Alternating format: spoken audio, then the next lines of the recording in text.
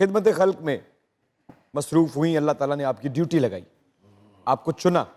कोई एक ऐसा घर, इंसान जिसे आप कभी नहीं भूल सकती, उस मोमेंट को, उसकी ज़रूरत को, उसके कर्ब को, या उसकी ज़रूरत के मुकम्मल हो जाने की खुशी को? 2005 में अर्थक्वेक आया जी। बिल्कुल। तब मैंने ईदी फाउंडेशन के साथ काम करना शुरू किया, बिल्कुल। बिल्किस आंटी के साथ। बिल्कुल। तब मेरी लाइफ में मेरा बेटा मेरी ज़िंदगी में आया, बिल्कुल वहीं से, अल्लाह ताला का तोहफा। उसके बाद 2010 में फ्लड्स आए केपी के साइड पे। तब अल्लाह ताला ने मेरे से 250 घर बनवाए वहाँ पे, रीहैब करवाया, वहाँ पे सारी जाती आती रही। बहुत सी ऐसी फैमिलीज़ थी जिनसे मैं मिली, और एक एक करके तो नहीं अभी बता सकती, लेकिन इन द मोमेंट थी। किसी के वालिद जो हैं सैलाब में बह गए, 2 लड़कियां थीं, 2010 की बात कर रही हूँ मैं। तो जब मैं उनके घर में गई तो उनके वालिद ही उनके ज़ाहिर है सब कुछ, उनकी छत, उनका सब कुछ, कमाने वाले 2 बेटियाँ। तो बस वो जिस तरह से मेरे गले लग के उन्होंने बताया कि हमारे अब्बू जो हैं वो बह गए सैलाब में, अब हमारे पास बिल्कुल कुछ नहीं है, ना छत है ना कुछ है। बस वो तस्वीर मुझे दिखा के ना, एक छोटी सी पेटी सी जो नहीं होती, घरों में लोगों के पेटियां होती हैं जिसमें संदूक सा। हाँ, संदूक सा होता है, उसमें से वो निकाल के वो तस्वीर ला के मुझे उन्होंने दिखाई। तो वो इमेज मेरे दिमाग में ज़ाहिर है वो चीज़ रहती है। और फिर ये बलूचिस्तान के फ्लड्स आए 2022 में। इसमें अल्लाह ताला ने 370 हाउसेस बनवाए। वाह वाह वाह वाह, क्या बात। 2 मसाजिद, 1 ग्रोसरी स्टोर, 2 स्कूल, वाह। 2 मैटरनिटी सेंटर्स। अब ये वाली भी एक बात बताती हूँ आपको कि मैटरनिटी सेंटर्स क्यों बनाने का दिमाग में आया, कि वहाँ पे मैटरनिटी सेंटर्स नहीं थे जिन जगहों पे मैंने काम किया, तंबू और कुंडी की जगह। वहाँ पे एक बंदे की जो वाइफ है, वो बता तो ज़ाहिर है वो यही रहे थे कि रेडियों के ऊपर ही लेके जाते हैं वो हामला औरतों को ना, बहुत दूर किसी जगह के ऊपर, क्लिनिक टाइप की जगह के ऊपर। तो वो उसका पहली औलाद होनी थी काफ़ी सालों के बाद, तो अपनी वाइफ को वो रेडी के ऊपर लेके जा रहा था और रास्ते के अंदर उसकी डेथ हो गई। तो ये भी मेरे जो है ना, ज़ाहिर है ये भी एक ऐसी स्टोरी है जो मेरे दिल के अंदर बहुत ज़्यादा, जिसका एक इम्प्रेशन है। और उसके बाद फिर आपने सोचा कि मैं यहाँ पे हाँ बनाऊं? जी, फिर वहाँ 370 हाउसेस बनाए मैंने 2 जगहों के ऊपर, कुंडी और तंबू की जगह पे बलूचिस्तान में।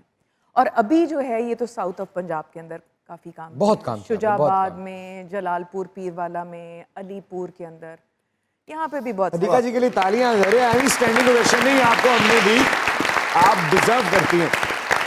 जिंदगी में स्टारडम, हुस्न, उतार चढ़ाव, गम, खुशी, दिल आजारी, दिलजोई, कोई ऐसा इमोशन नहीं जो आपसे बच गया या जिससे आप बच गई।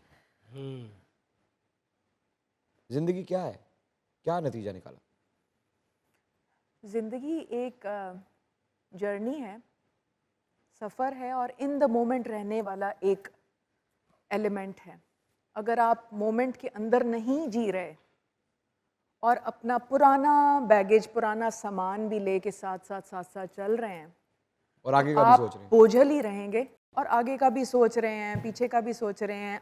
इस मोमेंट को आप ख़त्म कर रहे हैं और बिल्कुल डिलीट कर रहे हैं लाइफ से, तो वो ज़िंदगी नहीं है।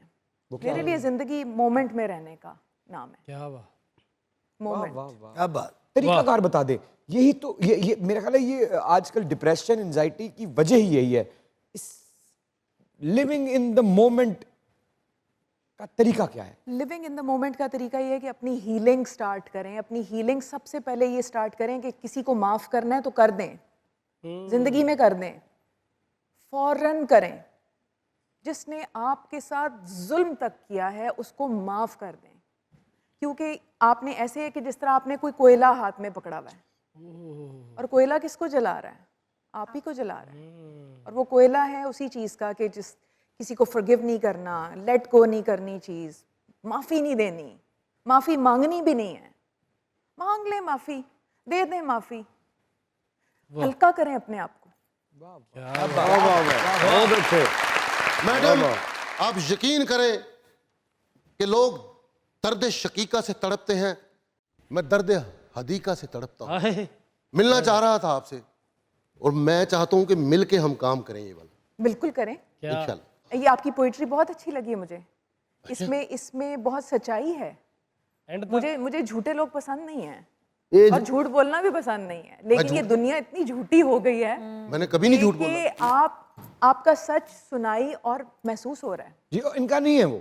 अच्छा।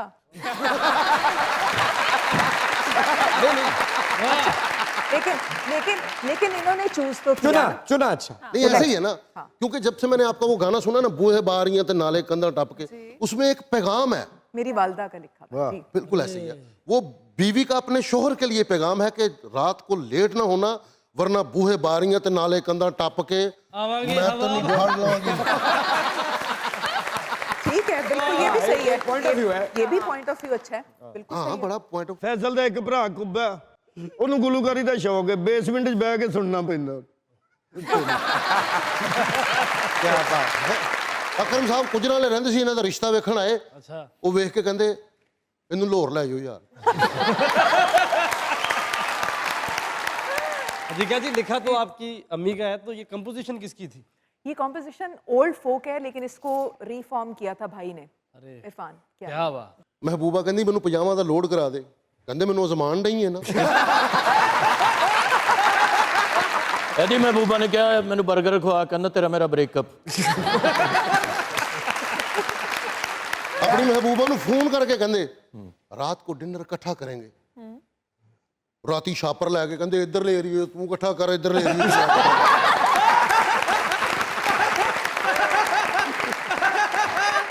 फैसल दी महबूबा ने प्यार ना कहती, तुम्हें पता है मेरी सबसे बड़ी ख्वाहिश क्या है? क्या? कहना क्या? कहती बस मेरी तुमसे जान छूट। ਆਪਣੀ ਮਹਿਬੂਬਾ ਨੂੰ ਕਹਿੰਦਾ ਸ਼ਾਮ ਦਾ ਖਾਣਾ ਇਕੱਠੇ ਖਾਈਏ, ਕਹਿੰਦੀ ਮੈਂ ਪੈਸੇ ਦੇ ਦਾਂਗੀ, ਤੇਰੇ ਨਾਲ ਨਹੀਂ ਖਾਣਾ।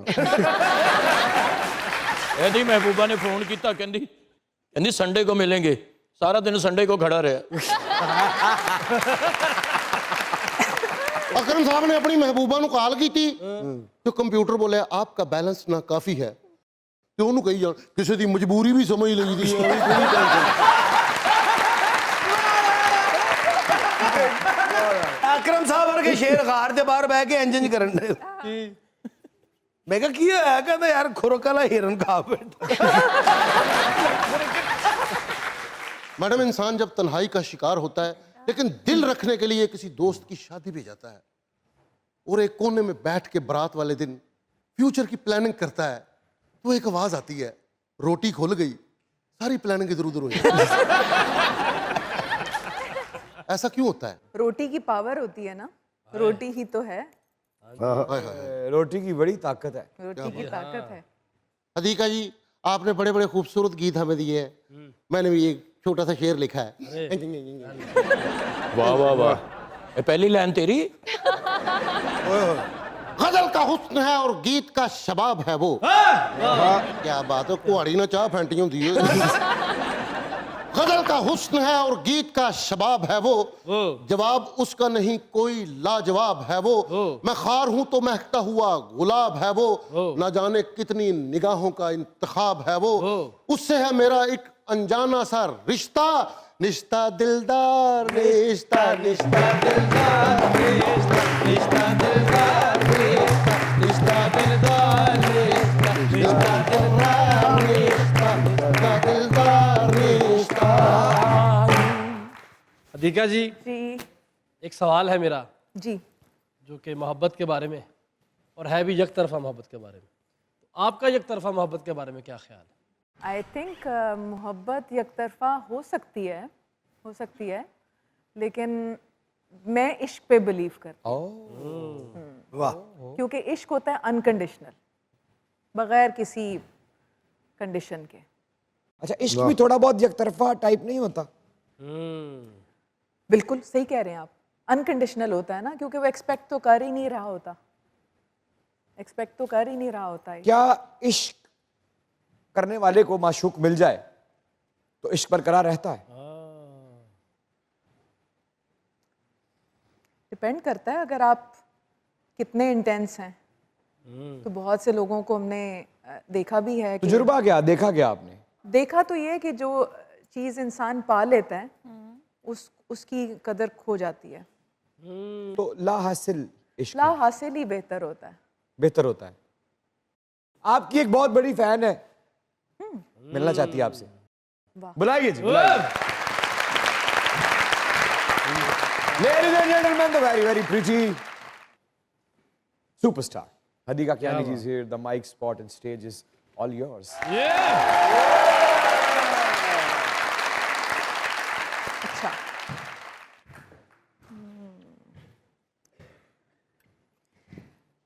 देखूं तो सारा शहर शनासा दिखाई दे। हाय हाय हाय। वाह, देखूं तो सारा शहर शनासा दिखाई दे, सोचूं तो एक शख्स ना अपना दिखाई दे।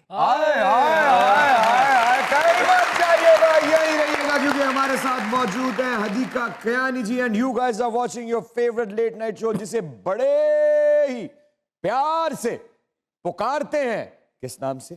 मजाक रात।